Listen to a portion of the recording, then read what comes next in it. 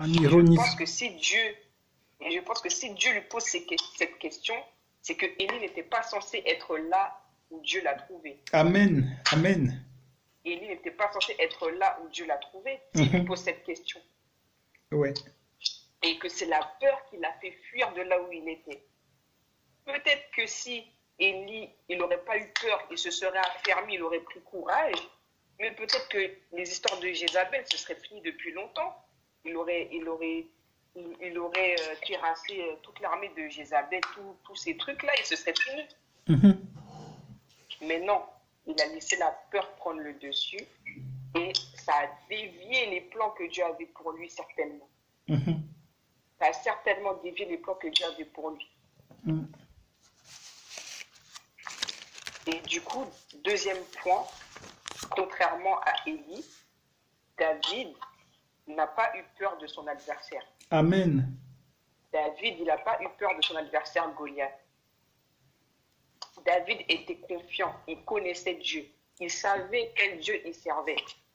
Amen. Si on peut prendre 1 Samuel, chapitre 17, verset 34.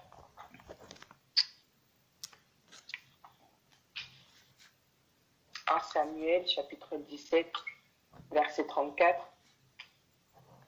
Je lis au nom de Jésus. Amen. David dit à Saül, ton serviteur gardait les brebis de son père. Quand un lion ou un ours venait pour en enlever une du troupeau, je courais après lui, je le frappais et j'arrachais la brebis de sa gueule. S'il m'attaquait, je l'attrapais par la gorge, je le frappais et je le tuais. Amen. Amen. Amen. David se battait avec des bêtes sauvages, avec des lions et des ours. Mm. Et comment il pouvait avoir peur de Goliath? Comment il pouvait avoir peur de Goliath s'il se battait avec des ours déjà, des lions? Et en plus déjà, à un moment où il se battait avec des lions et des bêtes sauvages, il était déjà avec Dieu. Mhm. Amen. Il était déjà avec Dieu, il était déjà avec le Saint-Esprit. Il était déjà dans la présence de Dieu. Mm. Pour lui, Goliath, c'était un animal sauvage de plus, en fait. Et Amen. face à son adversaire, David possédait l'arme la plus puissante, le nom de l'Éternel. L'arme la plus puissante, l'arme la plus puissante, c'est le nom de l'Éternel. C'est pas tu pries 8 heures par jour, tu fais des jeûnes à rallonge. C'est Dieu qui combat pour toi, comme on l'a dit tout à l'heure. C'est Dieu qui combat pour nous. C'est le nom de l'Éternel. C'est le nom de l'Éternel qui fait fuir nos ennemis. Mhm. C'est le nom de l'Éternel qui fait fuir les esprits méchants, les esprits mauvais. David, c'était un guerrier, ce n'était pas un lâche. Mhm. Ce n'était pas un lâche.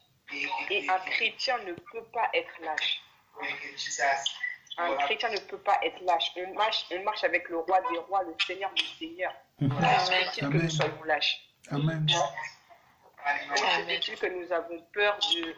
On ressent un petit frisson le soir, on commence à avoir peur, on dit au nom de Jésus et tout. Mais enfin, ça n'a pas de sens. Ouais. Ça n'a pas de sens. On ne peut pas être lâche. Et on peut voir que Élie a été lâche face à Jézabel. Mhm. Il a été lâche. Ouais. Il servait le Seigneur, il faisait ci, il faisait ça. Mhm. Il faisait ci, il faisait ça, mais il a été lâche, puisqu'il a abandonné, il a fui. Et jusqu'à Dieu, il lui a même demandé, tu fais quoi ici? Mhm. Parce que c'était pas sa destinée, et du coup, par la peur, par le fait d'être lâche, il a changé de direction. Amen. Ce qui prouve qu'on peut très bien croire en Dieu, être chrétien, mais être lâche. Ouais. Amen. Amen. Et pourquoi nous sommes lâches? Nous sommes lâches parce que nous ne faisons pas assez confiance à Dieu. Mhm. Et que nous écoutons les mensonges du diable. Mhm. Amen. Nous ne faisons pas assez confiance à Dieu et nous écoutons les mensonges du diable et nous nous écoutons nous-mêmes aussi. Mhm. Parce que en s'écoutant soi-même, nos propres pensées, nos pensées, elles ne sont pas forcément positives pour nous. Les pensées qu'on a, elles ne sont pas forcément bonnes pour nous. Amen. Nous devons enlever de notre tête, cette idée que comme quoi nous sommes seuls, Mm. Amen. que comme quoi on n'est pas capable, c'est pas possible. Oui, mais Dieu, il est tout ce que tu veux, mais pour mon cas, c'est pas possible. Non, Ouais. l'ennemi nous attaque nous attaque souvent avec un sentiment de solitude. Quand tu t'assois pour prier et que tu regardes ton problème, tu es face à ton problème, Mhm. c'est quoi le sentiment que tu as? La solitude. Ouais. Tu te sens seul face à ton problème. Tu dis, mais à droite, ma famille ne m'aide pas, mes amis, ils ne savent même pas mon problème. Voilà. Tu dis, oui, il y a Dieu, mais vas-y, Dieu, il a d'autres choses à faire. Non, Dieu n'a pas d'autres choses à faire. Dieu, il s'occupe de toi. Amen. Amen.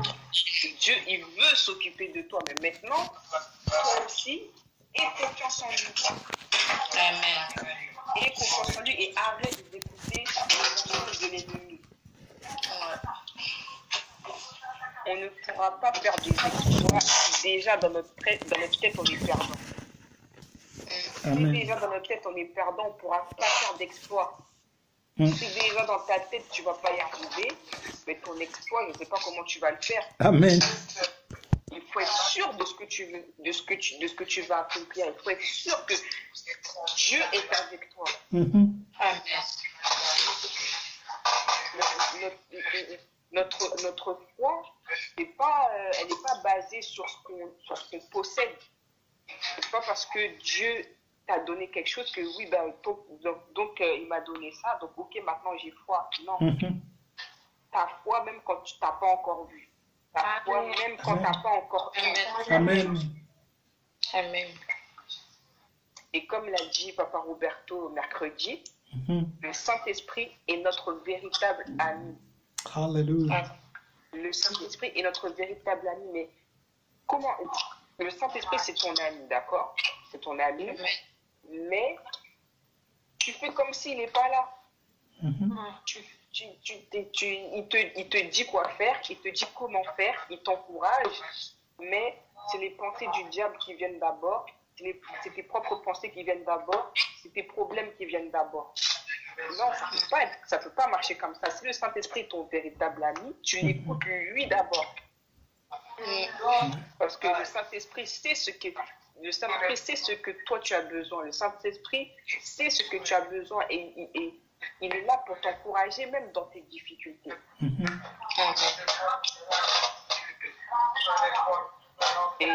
Et pour finir, la dernière phrase, apprenons à compter sur Dieu. Apprenons à compter sur Dieu véritablement. Que ce ne soit pas des choses qu'on dit de notre bouche, qu'on puisse vraiment le sentir, le réaliser. Amen. Et vraiment, ce ne soit pas un slogan comme on a l'habitude de dire. Mhm. Parce que si on va comme ça, toute la Bible, ça devient un slogan alors. Mhm. Amen. Toute la Bible Amen. devient un slogan. Oui, Éternel combat pour moi. 1000 tombent à mon côté, 10 000 à ma droite, je ne serai pas atteint. Tu dis ça quand tu pries, mais est-ce que tu le réalises vraiment dans ton cœur? Mhm. Amen.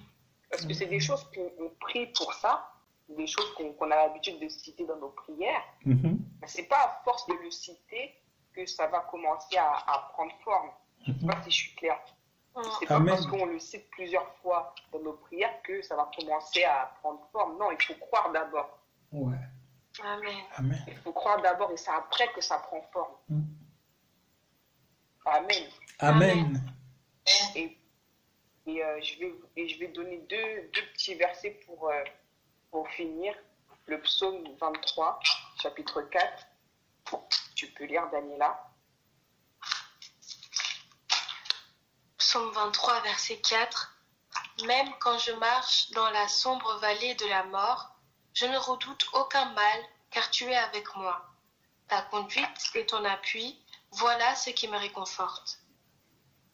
Amen. Amen. Amen. Et on sait que là, c'est David qui parlait.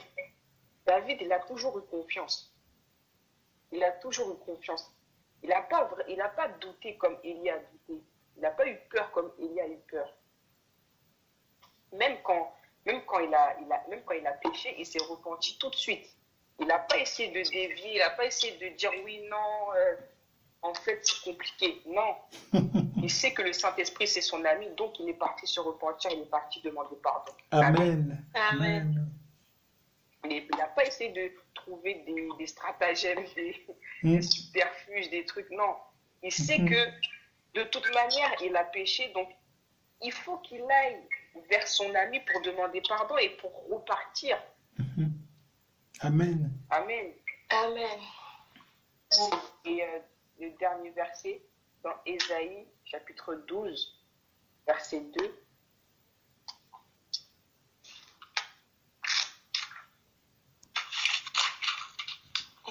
12, verset 2. Dieu est mon sauveur, je serai plein de confiance et je n'aurai plus peur car l'Éternel, oui l'Éternel est ma force et le sujet de mes louanges. C'est lui qui m'a sauvé. Amen. Amen. Amen.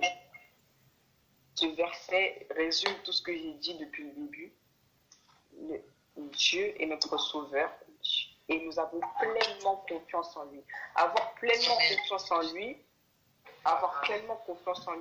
ça veut simplement dire que peu importe que ça aille bien ou pas bien, tu fais confiance en fait. Peu importe. Par exemple, si on prend l'exemple de quelqu'un qui possède un animal de compagnie, un chien par exemple. Quand on regarde un chien il a confiance en son maître. Il ne se dit pas que oui, peut-être que mon maître, il fait des coups en douce et tout, peut-être il met du poison dans mes croquettes. Non. Mais non, un chien, il a confiance en son maître. Amen. Il a confiance en son maître. Amen. Peu importe, il a confiance. Quand le soir, il rentre et qu'il voit son maître, il est content. Peu importe la situation, le chien est content de voir son maître. Amen. Nous devons avoir une confiance en Dieu sans égal, en fait. Une confiance en Dieu sans égal, sans doute, sans parti pris, si on peut dire ça comme ça. Sans mettre de choses de côté. Tu lui fais confiance dans tous les domaines. Dans tous les domaines de ta vie, tu lui fais confiance. Que ce soit dans tes études, dans ton mariage, dans ta famille, dans tes finances, dans tes projets, peu importe, sur ta santé. Tu lui fais confiance.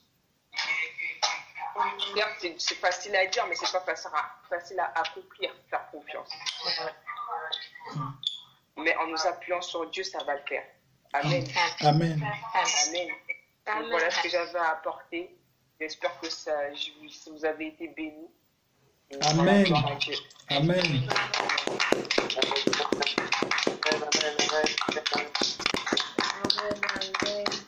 Gloire à Dieu pour cette exhortation, gloire à Dieu pour cet encouragement. Sois pleinement béni. Amen. Amen. Et vraiment, c'est des choses que nous savons, mais comme tu l'as dit, bien des fois on le proclame comme si c'était des slogans.